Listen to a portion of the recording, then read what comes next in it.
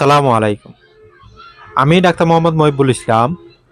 আজকে আপনাদের সামনে আলোচনা করব শুধুমাত্র খাওয়ার মাধ্যমে কিভাবে আমরা সমস্ত রকম রোগকে প্রতিহত করতে পারি এই বিষয়টা নিয়ে। তো রোগকে প্রতিহত করতে হলে, রোগকে আটকাইতে হলে প্রথমে আমাদেরকে জানতে হবে যে আমরা কেন অসুস্থ হচ্ছি, আমরা রোগী হওয়ার কারণটা কি। সাধারণত অস্থির রোগ অথবা সিজনাল রোগ, যেগুলা জ্বর, সর্দি, কাশি, ডায়রিয়া, হাম হওয়া, পক্স হওয়া, বা এই যে কিছুদিন আগে করোনা হইলো, তো এইসব সিজনাল রোগগুলা বা মহামারী রোগগুলা সাধারণত ভাইরাস, ব্যাকটেরিয়া বা কোনো অণুজীবের কারণে ছড়ায়।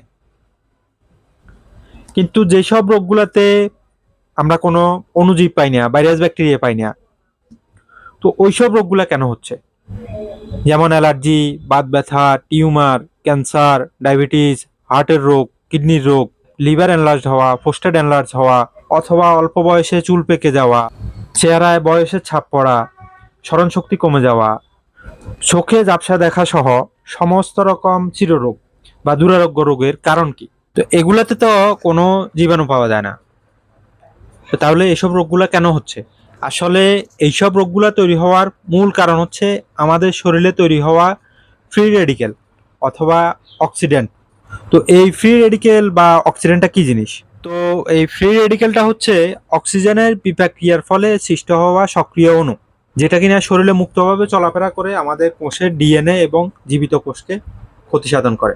তো আরেকটু বিস্তারিতভাবে যদি বলি, সাধারণত যে অক্সিজেনটা আমরা নাকের মাধ্যমে গ্রহণ করি, এটা আমাদের রক্তের মাধ্যমে আমাদের সারা শরীরের প্রত্যেকটা কোষের মধ্যে ছড়ায়। আমাদের দৈনন্দিন যে শক্তিটা, এই শক্তিটা তৈরি করার জন্য কোষে গিয়ে ওই অক্সিজেনটা ভাঙে বা বিপাক হয়। তো এই বিপাক্রিয়ায় এই যে অক্সিজেনের 8টা অণু কোনো কারণবশত যদি সিঙ্গেল অণুতে একটা একটা অণুতে আলাদা থাকে, জোড়া জোড়া না হয়ে যদি বিজোড় অবস্থায় থাকে, তবে এটাকে আমরা অক্সিডেন্ট বলি অথবা ফ্রি রেডিকেল বলি। যেহেতু এটা ফ্রিলি নড়াচড়া করে, এই জন্য এটাকে ফ্রি রেডিকেল বলা হয়। তো শরীরের যেই অংশে যত বেশি ফ্রি রেডিকেল তৈরি হবে, ওই অঙ্গটা তত বেশি রোগাক্রান্ত হবে। যেমন এটা যদি হার্টে হয় তবে হার্ট ব্লক হবে, লিভারের মধ্যে হয় তবে লিভার এনলার্জ হবে, যদি প্রোস্টেটে হয় তবে প্রোস্টেট এনলার্জ হবে। তো শরীরের যে কোনো অংশে টিউমার তৈরি করতে অথবা ক্যান্সার তৈরি করতে এই ফ্রি রেডিকেলটা দায়ী থাকে। তো আবার আমাদের ত্বকের মধ্যে শ্বেতরোগ, অ্যালার্জি রোগ অথবা বাত ব্যথা অথবা যে কোনো প্রকার হরমোনাল ডিসব্যালেন্সি, তো এইসব রোগগুলা যার শরীরে যত বেশি ফ্রি রেডিকেলটা তৈরি হবে, তার শরীরে তত বেশি পাওয়া যাবে। তো একটা জিনিস খেয়াল করে দেখবেন, এইসব রোগগুলা যদি আমাদের জন্মগতভাবে না হয়, তবে এইসব রোগগুলা তৈরি হইতে দীর্ঘদিন সময় লাগে। কারণ ওই অল্প অল্প করে যখন ফ্রি রেডিকেলটা একদিন দুই দিনে রিয়াকশন করে না, এটা যখন অল্প অল্প করে প্রতিদিন অল্প অল্প মাত্রায়, মৃদু মৃদু মাত্রায় সঞ্চিত হইতে হইতে একটা সময় বিশাল আকার হয়, তখন শুধুমাত্র এটা আমরা অসুস্থতা হিসেবে এটা দেখতে পাই। তো আশা করি বোঝা গেল যে আমাদের যতগুলো জটিল রোগ এবং শিরোরোগ আছে, এগুলার পিছনে মূল কারণ হচ্ছে আমাদের শরীরে তৈরি হওয়া অক্সিডেন্ট বা ফ্রি রেডিকেল। তো এখানে একটা কথা কি, অল্প মাত্রায় ফ্রি রেডিকেল যদি তৈরি হয়, তবে সেটা আমাদের জন্য, আমাদের শরীরের জন্য উপকারী। কিন্তু যদি এটা অধিক মাত্রায় তৈরি হয়, সেটা আমাদের শরীরের জন্য ক্ষতিকর। তো কি কি কারণে এই ফ্রি রেডিকেল আমাদের শরীরে অধিক মাত্রায় তৈরি হয়? তো প্রথমতই রাসায়নিক সার, কীটনাশক অথবা ওষুধ মিশ্রিত খাবার থেকে। তারপরে খাবারে ব্যবহৃত plastic, food colour, testing salt অথবা প্রিজারভেটিভ থেকে।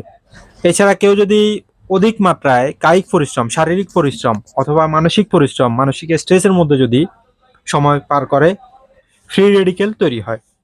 আবার গাড়ি, কলকারখানা, সিগারেট, এমনকি কয়েলের ধোঁয়া থেকেও এটা তীব্র মাত্রায় তৈরি হয়।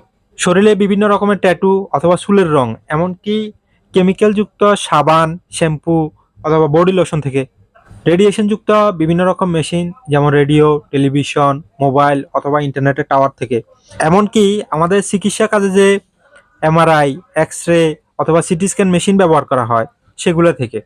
আবার আমরা যে তীব্র মাত্রায় হাই পাওয়ারি ওষুধগুলো খাই, এইসবগুলো থেকে আমাদের শরীরে ফ্রি রেডিকেলটা তৈরি হয়। আবার সুতি কাপড়ের বাইরে আমরা যেসব কাপড়গুলো পরিধান করি, সেগুলো থেকেও আমাদের শরীরে ফ্রি রেডিকেলটা তৈরি হয়। তো অতিমাত্রার ফ্রি রেডিকেল থেকে বাঁচতে অবশ্যই আমাদেরকে এইসব কাজ থেকে দূরে থাকতে হবে। এবং যতটা সম্ভব প্রকৃতির সাথে থাকতে হবে। কিন্তু কথা হচ্ছে, যদি আমরা এগুলা থেকে দূরে থাকতে না পারি, যেহেতু আমরা আধুনিক সমাজে থাকি, তখন আমাদেরকে কি করতে হবে? যদি আমরা এগুলা থেকে দূরে থাকতে না পারি, অবশ্যই আমাদেরকে একটা গাজনকৃত খাবার বা ফরম্যাটেড খাবার গ্রহণ করতে হবে।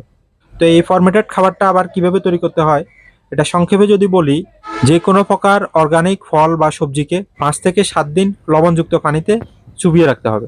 5-7 দিন পরে এটা সাধারণত টক স্বাদযুক্ত একটা ফরম্যাটেড খাবারে রূপান্তরিত হবে।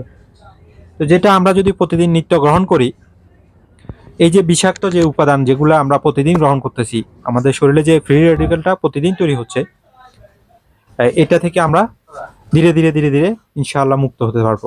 তো এই ফরম্যাটেড খাবারটা কিভাবে তৈরি করতে হয় আরও বিস্তারিতভাবে যদি জানতে চান, তবে আমি কিছু লিঙ্ক দিয়ে রাখবো। এই লিঙ্কগুলো থেকে আপনারা আশা করি বুঝতে পারবেন। এছাড়া আমাকে আরও বিস্তারিতভাবে বলতে বলেন, তবে ইনশাআল্লাহ পরবর্তী ভিডিওতে আলোচনা করব। তো এই আজকের ভিডিও এই পর্যন্ত। ধন্যবাদ।